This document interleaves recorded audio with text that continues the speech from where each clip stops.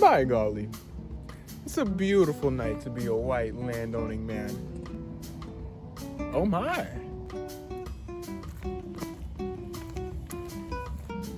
My golly gracious, that must be Claude E. Cox. Who the hell are you? I'm just fucking with you, you old rat bastard. What you want? Put it there.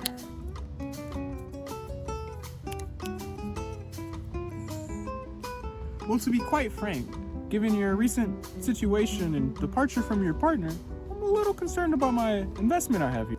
Well, if you want to give me some money and maybe like buy Dave's half, I'm sure we could make quality all. I want the company. All of it. All of it? I don't know if I'm ready to do that.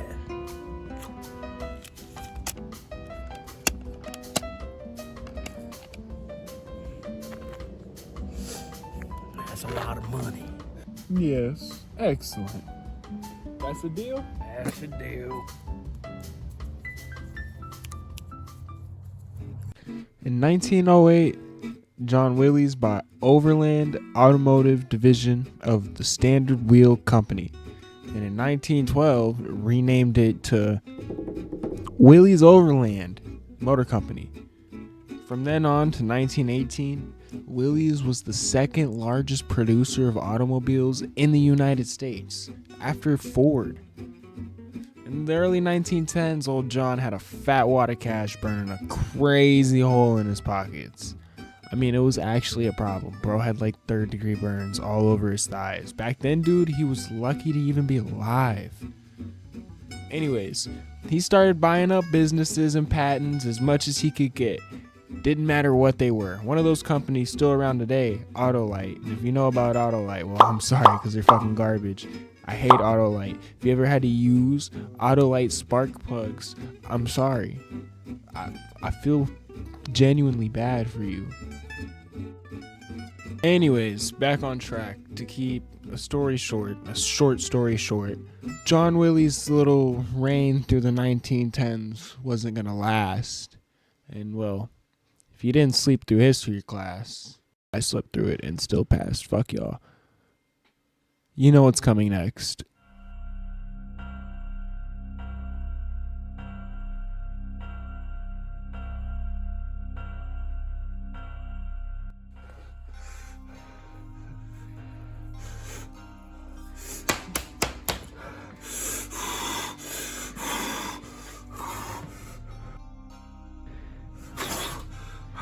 No.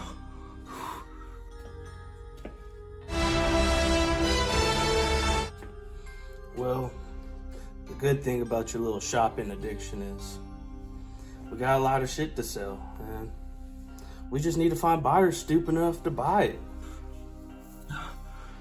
We just gotta auction off most of the brands and plants that you've acquired in your little escapade, and then as far as Willys go, the sixes just gotta go. The sixes gotta go. That's the only thing getting us out of this mess. What? I just bought a factory in Indy.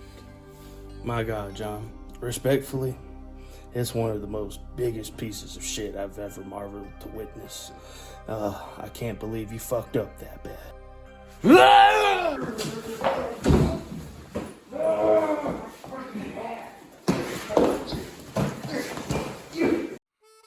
The late 20s and all of the 30s was not looking good for our buddy John. Most of the remaining companies had failed in the late 20s, and while Willys Overland was still holding out, most of the cars they made were sales failures, with all due respects. They chopped it down to two simple models, but only had the money to make one of them, the 77, and it didn't work. They were forced to sell to their Canadian subsidiary, and the company limped along like a zombie until another historical event happened.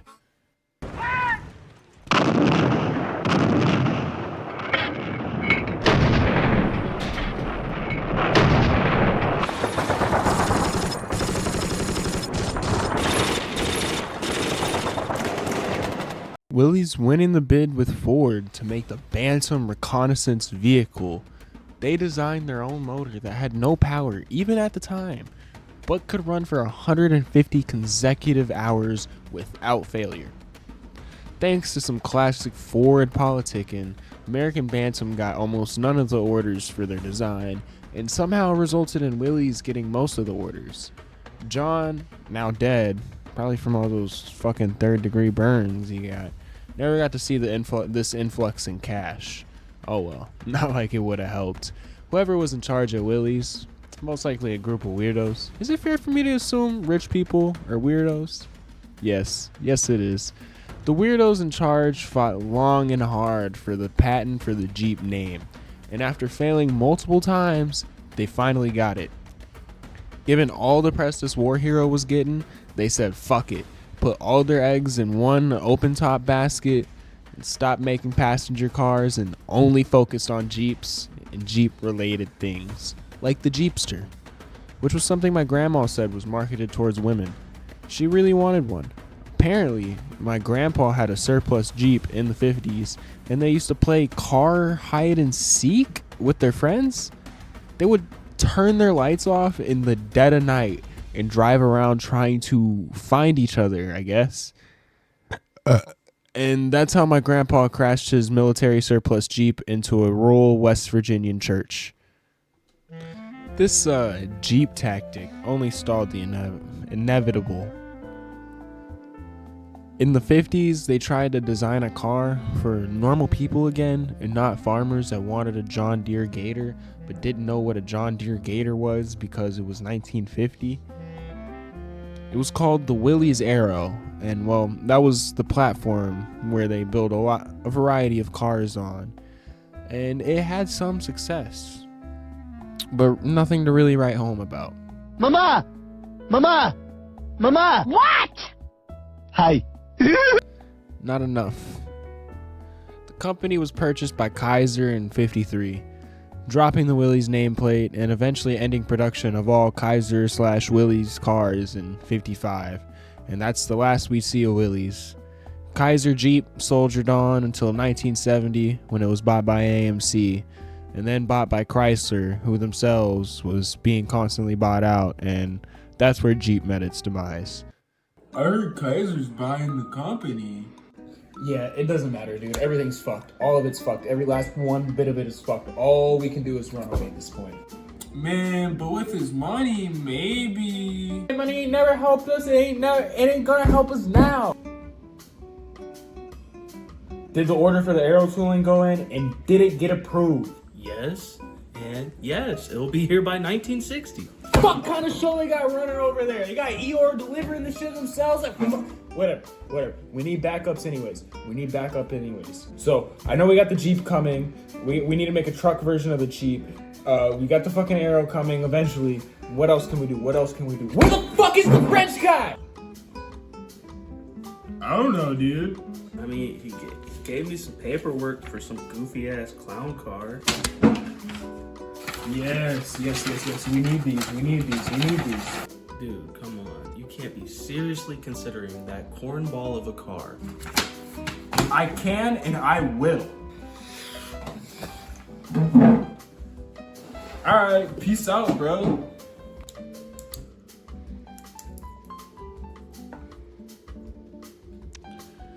I'm this close to saying fuck all to these numbskulls and their shit cars.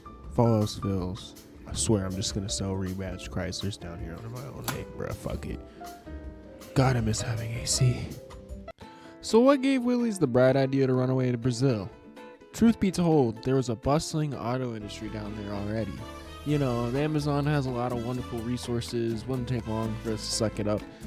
Ford started it all with manufacturing of the Model T and the TT pickup. Fordlandia, which if you don't know, which you should know by now, is a company town rubber plantation thingy that failed. Ford bought another rubber plantation company town thingy after called Belterra, and it ran until they sold it to the Brazilian government that still runs it to this day. By the 50s, big players were jumping in, and Ford already had a foot in. GM and Mercedes focused on buses and commercial vehicles. Willys enters the scene with the Renault Dauphine, the Jeep rural pickup, and the Arrow, which saw early success, making Willys the number 1 selling car at one point. They co-developed their own version of the Renault 12 and started making Alpine A108s in Brazil, making it the first Brazilian-made sports car and a familiar sight for racing fans in Brazil at the time. But as Willys succeeded, it proved to not be enough.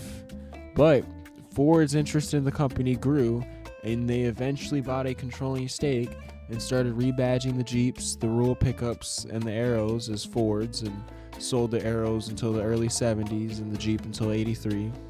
And that little Renault 12 thing they were working on, they started selling as well.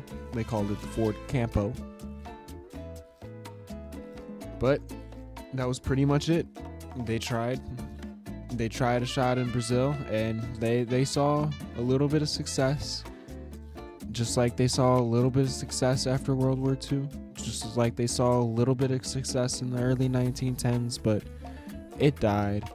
This time more amicably, just being merged into Ford, and their cars still being sold under Ford badges until it was phased out. But that was the end of the story. Or is it the beginning? You see Ford's and even GM's actions in Brazil only got weirder and funkier and cooler.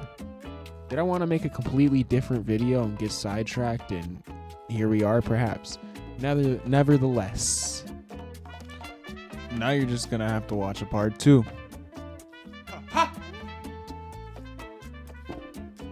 Either way, in the second video, I'm gonna focus on like all the cool like muscle cars and trucks and shit that Brazil got that us Americans didn't get.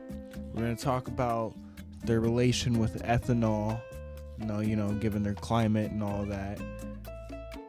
I might dive, a little bit into like the motorsport and the car culture there, but I don't know a lot, so maybe I won't do that at the same time. Either way, you gotta stay tuned for part 2. My apologies.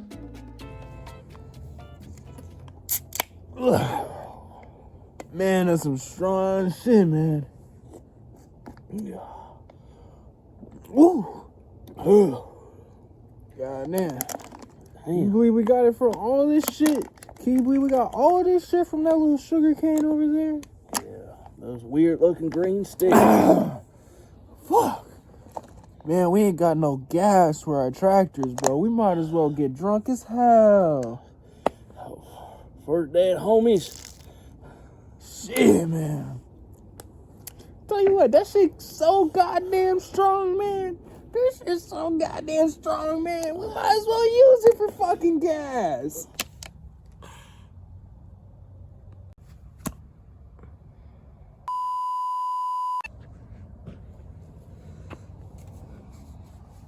Yeah, Tommy Hilfiger, you know what I'm saying?